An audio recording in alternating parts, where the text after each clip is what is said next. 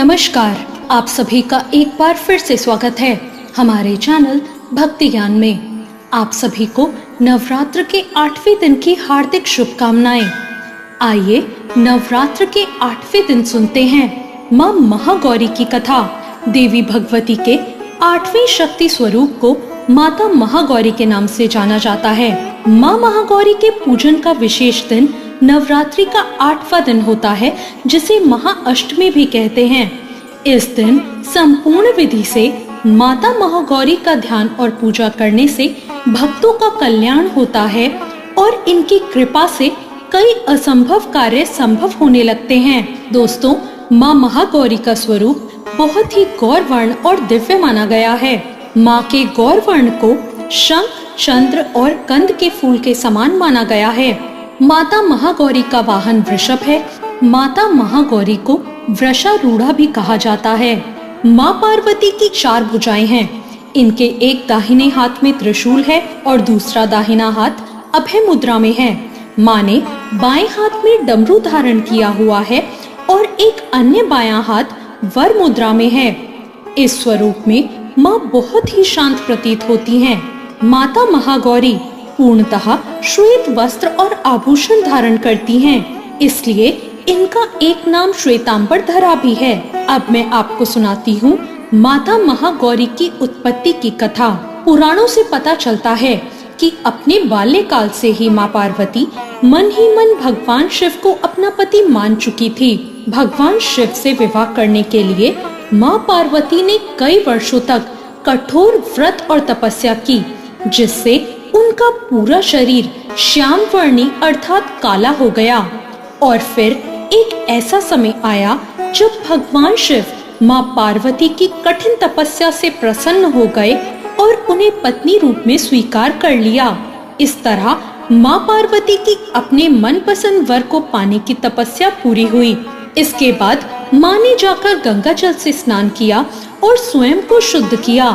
वर्षों तक किए गए कठिन तप और उसके बाद किए गए गंगा जल से स्नान से माता का रूप अत्यंत गौरवर्ण और कांतिमय हो गया।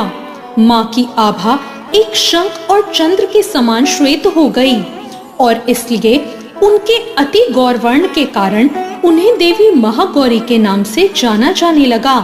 चलिए अब जानते हैं कि नवरात्रि के 8वें दिन माता महागौरी की पूजा से जुड़ी और भी क्या जानकारी है और इनके क्या लाभ हैं। माता महागौरी छाया ग्रह कहे जाने वाले राहु की शासक हैं, इसलिए जो साधक राहु के बुरे प्रभावों से पीड़ित हैं, उन्हें मां महागौरी की पूजा अवश्य ही करनी चाहिए।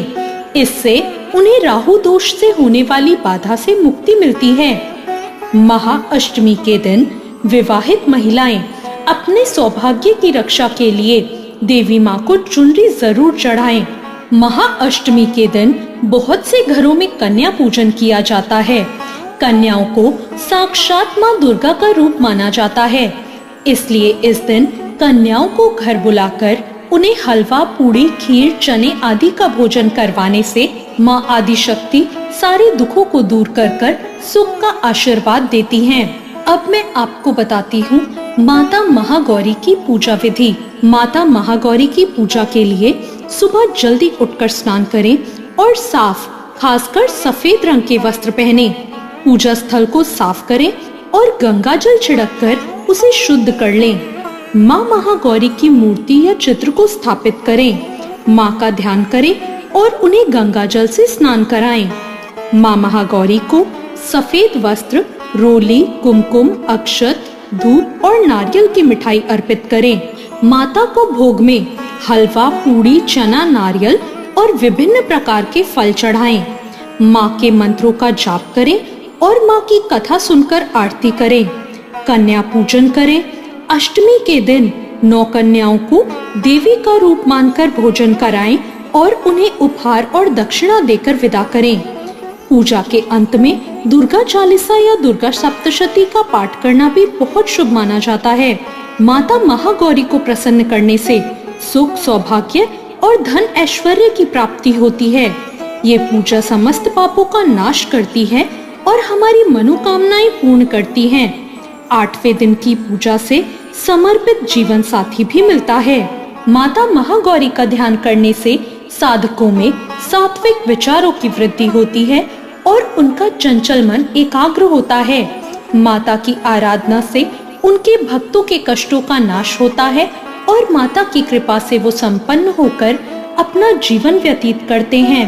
माता महागौरी का मंत्र है ओम देवी महागौर्ये नमः। या देवी सर्वभूतेषु मां गौरी रूपेण संस्थिता नमस्तस्ते नमस्तस्ते नमस्तस्ते नमो नमः। तो ये थी माता महागौरी की कथा। आपको आज की ये कथा कैसी लगी कमेंट करके जरूर बताएं। वीडियो अच्छी लगी हो तो लाइक जरूर करें और अभी तक मेरे चैनल भक्ति ज्ञान को सब्सक्राइब नहीं किया है तो सब्सक्राइब करना ना भूलें। धन्यवाद।